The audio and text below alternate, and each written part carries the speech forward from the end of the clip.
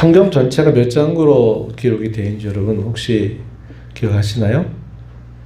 창세기 1장부터 요한계시록 22장까지 이 장들을 또 다 이렇게 더해보는 분이 있어요. 그죠?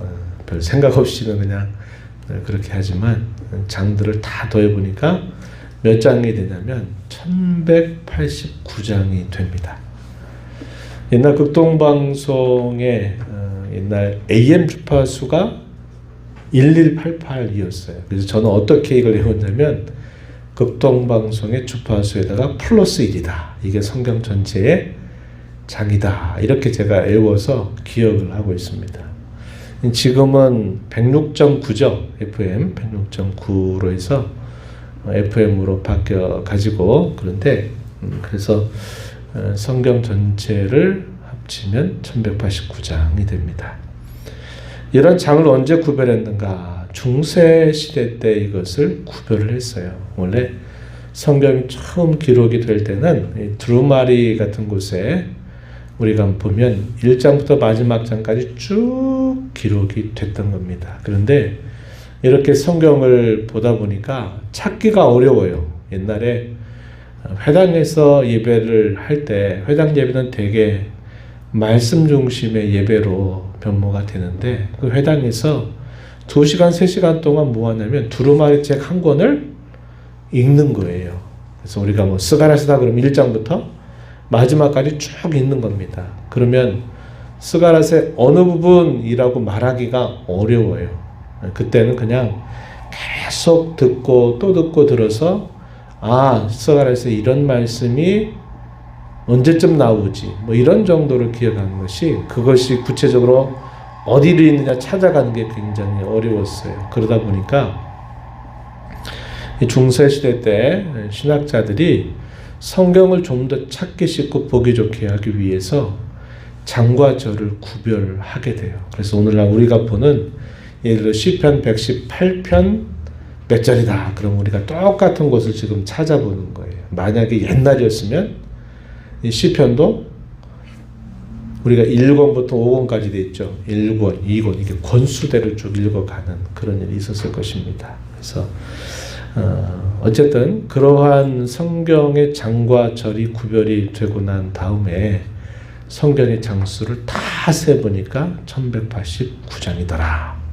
근데 이 창세기 1장에서부터 오늘 우리가 있는 118편까지가 딱 보니까 탁 정중앙에 위치하고 있다 하는 것을 알게 돼요. 그리고 119편, 성경에서 가장 긴 절을 가지고 있는 119편으로부터 요한계시록 22장까지가 역시 딱 반을 또 이루고 있다는 겁니다. 그래서 오늘 우리가 있는 이 118편의 내용이 성경 전체 장 가운데서 정중앙에 있는 장이다. 이렇게 또 우리가 알 수 있게 돼요. 여러분 참고적으로 기억하시면 돼요. 이것을 우리가 아주 꼭 기억해야만 되는 것은 아니에요. 참고적으로 기억할 수 있는 표현이다 하는 겁니다.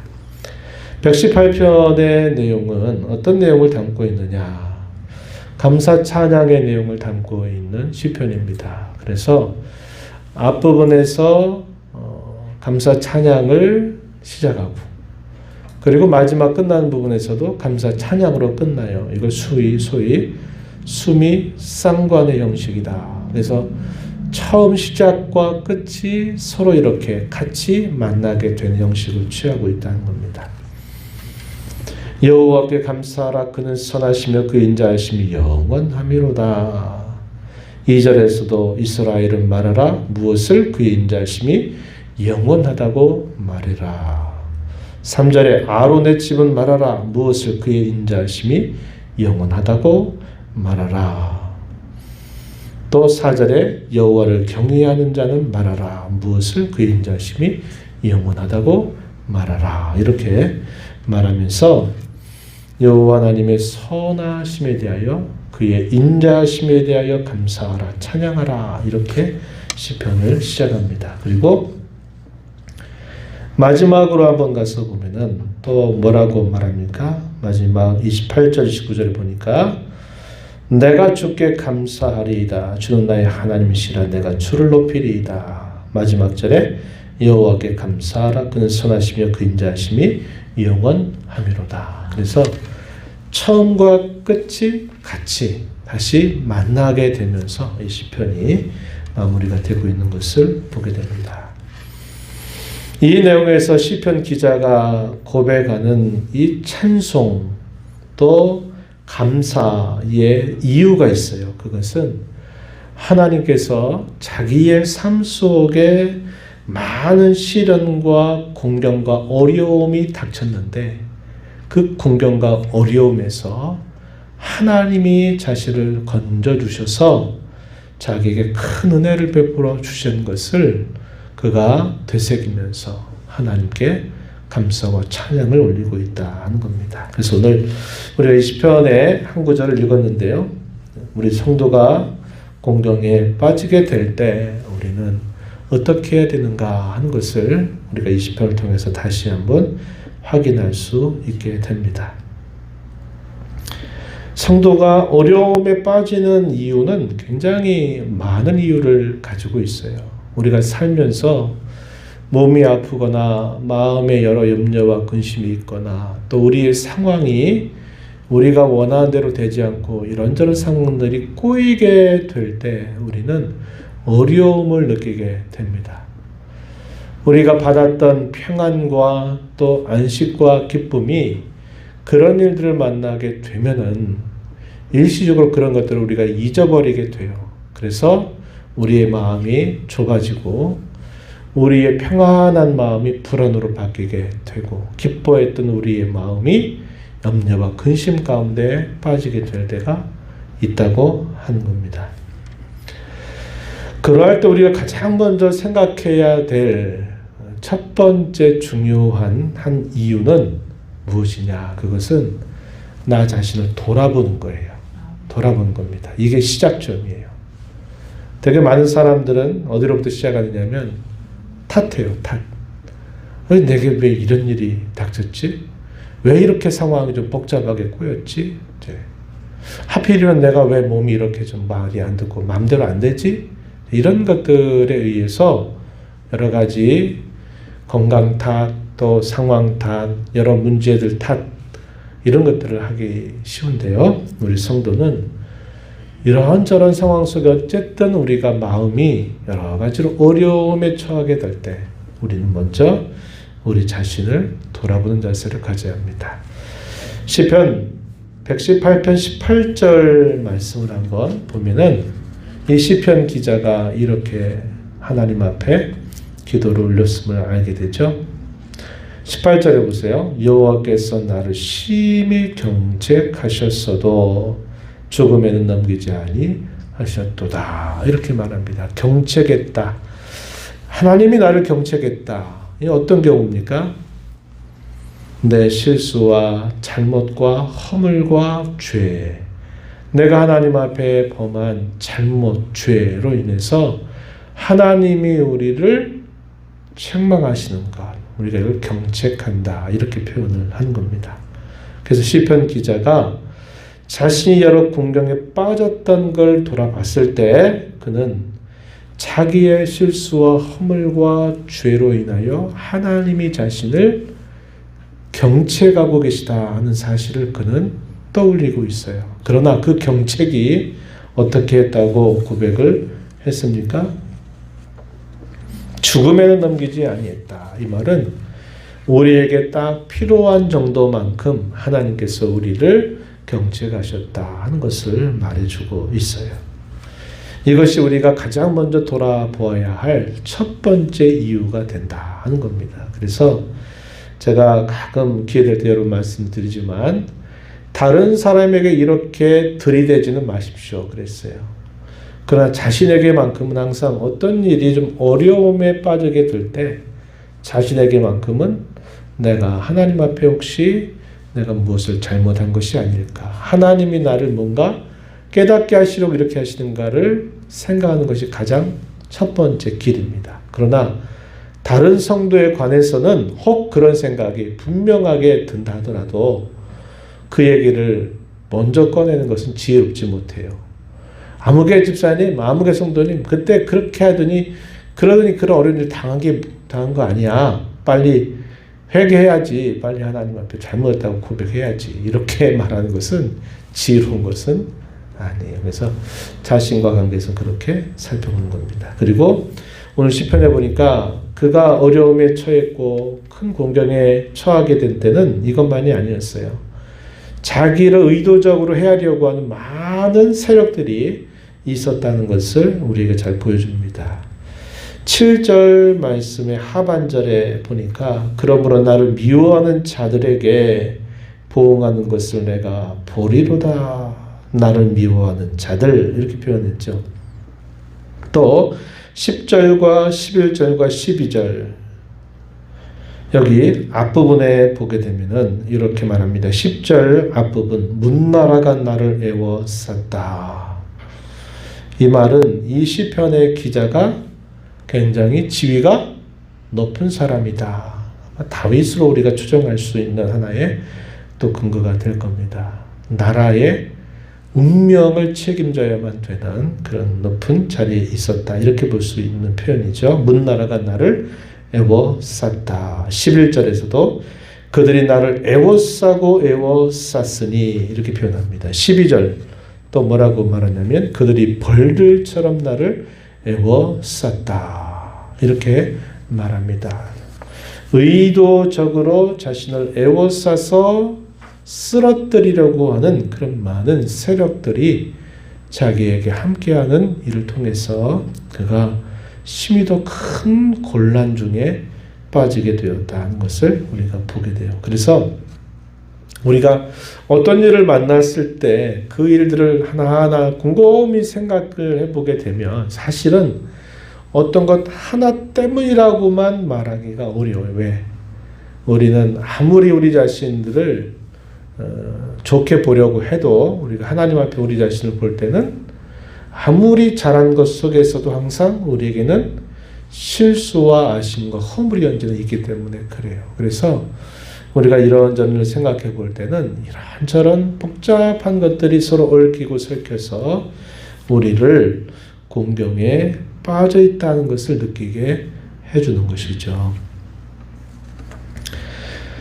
그럴 때 이 시편 기자는 뭐라고 우리에게 가르쳐 주느냐. 그때 바로 그 공경에 빠질 때 우리는 도움을 청해야 되는데 어디에 도움을 청해야 될까 하는 것을 우리에게 잘 가르쳐 줍니다.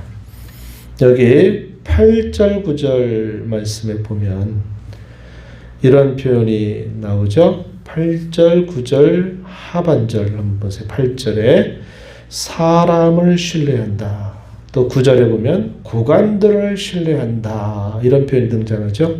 사람 가운데서도 고관들 어떤 사람들입니까? 힘과 권세가 있는 사람들을 신뢰한다. 이렇게 말하는 거예요. 그런데 이 표현을 어디와 서로 대비를 시키냐면 앞부분하고 대비를 시키죠. 여호와께 피하겠는가? 아니면 사람을 신뢰하겠는가? 9절에 여호와께 피하겠는가? 아니면 권력 있고 힘 있는 사람들을 신뢰하겠는가? 이것을 우리에게 제시하면서 뭐라고 말합니까? 여호와께 피하는 것이 사람을 신뢰하는 것보다 낫다. 여호와께 피하는 것이 고관들을 신뢰하는 것보다도 낫다. 이렇게 고백을 하고 있다 한 겁니다. 이것은 그의 고백이기도 하고 실제적으로 그런 경험을 이렇게 표현하고 있는 말씀으로도 볼 수 있다 한 겁니다.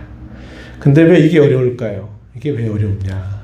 여호와 하나님이 뭔가 보이지 않는다는 거예요. 우리에게 막연하게 주일날도 그 얘기를 함께 나눴죠. 하나님의 약속은 반드시 결과와 같은데 우리가 왜 많이 흔들리고 어려워하느냐? 그리고 불안해하고 두려워하느냐? 그것은 구체적으로 뭔가 보이지 않기 때문에 그래요. 추상적이고 막연하고 또 어떻게 될까 하는 것들이 구체적으로 예측하기가 어렵기 때문에 우리는 보이는 것들을 먼저 찾는 습성이 있단 말이에요. 그래서 사람들에게 도움을 구하고 또 지위와 권세와 힘 있는 사람들이면 나를 도와주겠거니 하고서 하나님보다도 그런 권세나 힘을 가진 사람들을 더 찾는 습성이 있다고 하는 겁니다. 그런데 그렇게 하면 그것이 결국은 나에게 도움이 되지 못한다는 것을 이 시편 기자는 분명히 가르쳐주고 있다 하는 것입니다. 이렇게 보이지 아니하시지만 하나님을 신뢰하고 그분께 피해야 될 이유는 무엇일까요? 하나님이야말로 정말 내 편을 들어주시는 분이시기 때문이고 그 하나님이야말로 실제적으로 도와주실 수 있는 능력을 무궁무진하게 가지고 계신 분이시기 때문임을 가르쳐 줍니다. 특별히 이 118편 말씀을 한번 읽어보면요. 반복구들이 굉장히 많아요. 제가 지금 우리 몇 구절 소개한 것도 보니까 표현이 동일한 표현들이 계속 2절씩 3절씩 반복이 되죠. 유난히 이 반복구가 많은 시편이 118편입니다. 여기 6절 말씀 7절 역시 반복구가 되고 있어요. 6절 앞부분에 여호와는 내 편이시라. 7절에서도 여호와께서 내 편이 되신다 이렇게 말합니다. 같은 표현을 반복하고 있다 이 말이에요.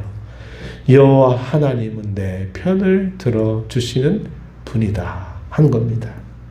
이건 변함이 없는 사실이다 하는 사실을 강조하기 위하여 2번씩이나 이것을 반복적으로 표현하고 있다는 거죠. 물론 하나님이 내 편을 들어주셨다 했을 때 우리가 성경을 아는 걸 쭉 동원해 보면 내가 잘못해도 무조건 잘못한 것을 옳다고 말씀하시는 것이 아니라 잘못된 것은 고치고 우리를 새롭게 하시면서도 하나님 언제나 내 편이 되어주시는 변함이 없는 우리 하나님이시다 하는 것을 성경 우리에게 보여주고 있어요. 내 편이시라 내 편이시라 이렇게 말합니다.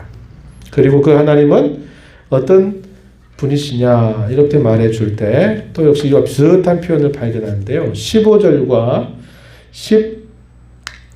16절 말씀을 보면 여기서도 또 반복구가 등장해요. 15절 하반절에 보니까 뭐라고 말합니까? 여호와의 오른손이 권능을 베푸시며 16절 하반절에서도 여호와의 오른손이 권능을 베푸시는도다 이렇게 말합니다.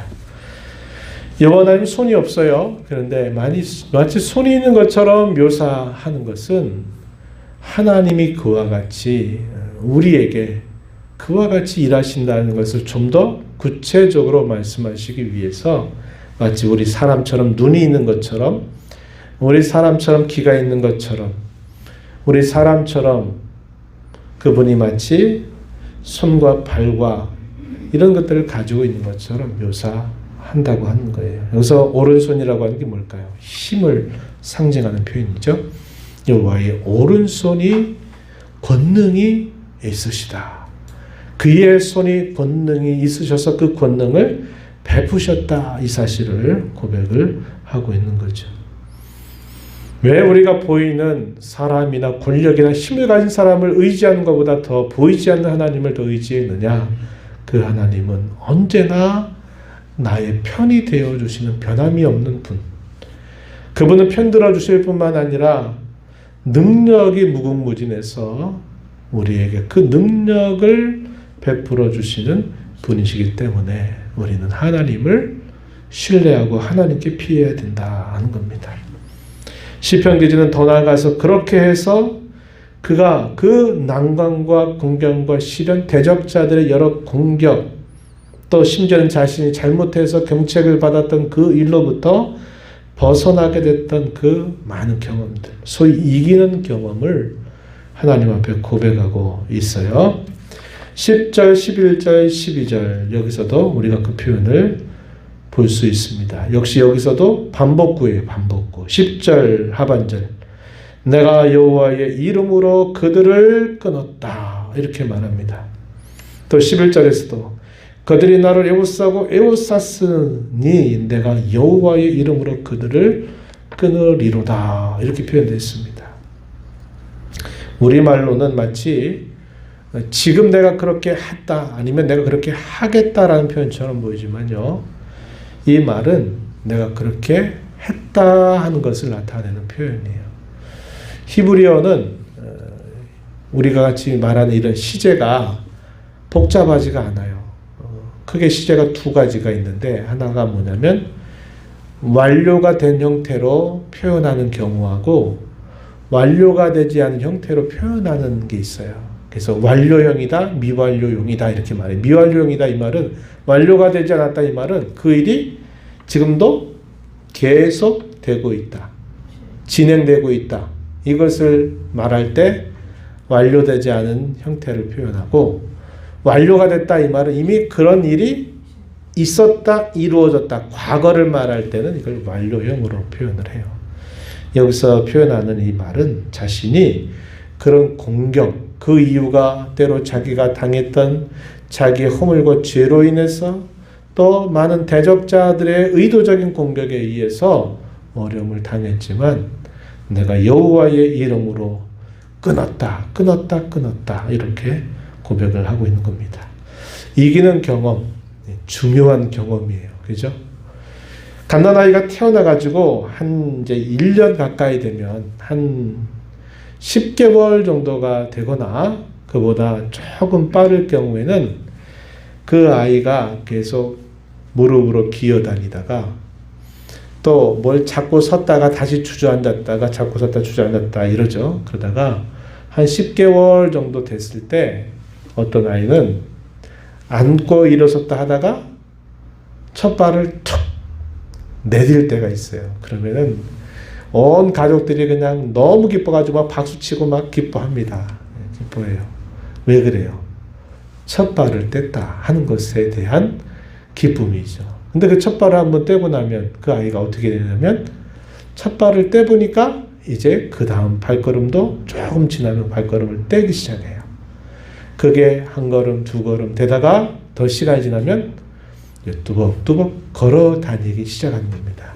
그래서 이 첫 발을 띄는 게 정말 중요하다는 걸 우리는 너무나 잘 알고 있어요. 마찬가지입니다. 우리가 하나님을 섬겨가면서 이런저런 다양한 이유들로 인하여 어떤 공경에 빠졌을 때 내가 하나님의 도움을 내가 의지해서 그분의 도움으로 그 공경에서 벗어나게 됐던 것을 내가 한번 경험해 보는 것이 정말 중요해요.